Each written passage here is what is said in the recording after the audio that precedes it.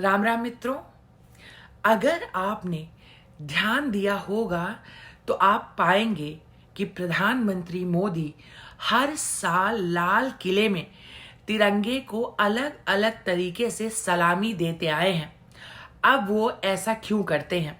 मैं आपको बता दूं कि नरेंद्र मोदी सदैव ही तिरंगे को 3 अलग अलग तरीके से सल्यूट करते हैं, जिसका संबंध तीनों सेनाओं से है। भारतीय सेना, भारतीय नौसेना और भारतीय वायुसेना। चूंकि तीनों सेनाओं का अपना अलग अलग काम है, इसीलिए इनका सल्यूट करने का तरीका भी अलग अलग है।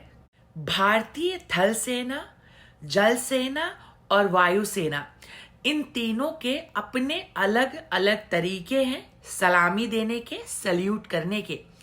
इसके पीछे क्या कारण है, यह आप एक एक करके समझने का प्रयास करें।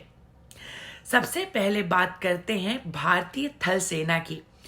इंडियन आर्मी के जवान जब भी किसी को सल्यूट करते हैं, वह दाहिने हाथ से सल्यूट करते हैं और खुले पंजे के साथ सल्यूट करते हैं। इसका 2 कारण है। पहला तो है सीनियर्स को, सबऑर्डिनेट को रिस्पेक्ट देना, और दूसरा उनके खुले पंजे यह संदेश देते हैं, इस बात का प्रतीक है कि उनके हाथ अभी हथियार रहित है, उनके पास फिलहाल कोई हथियार नहीं है। दूसरा, जल सेना।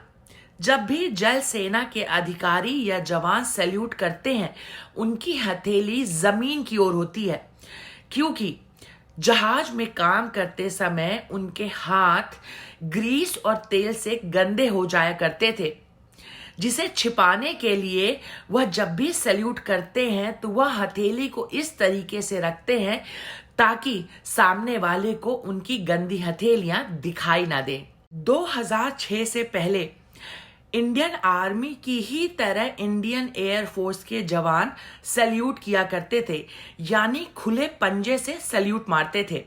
लेकिन 2006 में इंडियन एयर फोर्स ने सलामी करने का नया तरीका इंट्रोड्यूस किया। अब इंडियन एयर फोर्स के जवान और अधिकारी इस तरीके से सलामी देते हैं कि उनके हाथ और जमीन के बीच 45 डिग्री का कोण बनता है।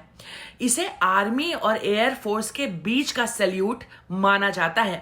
प्रधानमंत्री मोदी हर साल जब 15 अगस्त को लाल किले से झंडा फहराते हैं, तब वह इन्हीं तीनों तरीकों में से कोई एक तरीका चुनकर तिरंगे को सलामी देते हैं। तिरंगे को सलामी देने का उनका तरीका भारत के तीनों सेनाओं को सम्मान देने का प्रतीक भी है। मैं आशा करती हूं कि अब आपको समझ में आ गया होगा कि नरेंद्र मोदी के सल्यूट करने का स्टाइल हर बार बदल क्यों जाता है और भारत की तीनों सेनाएं अलग अलग तरीके से सल्यूट क्यों करती हैं। जय श्री राम, जय हिंद।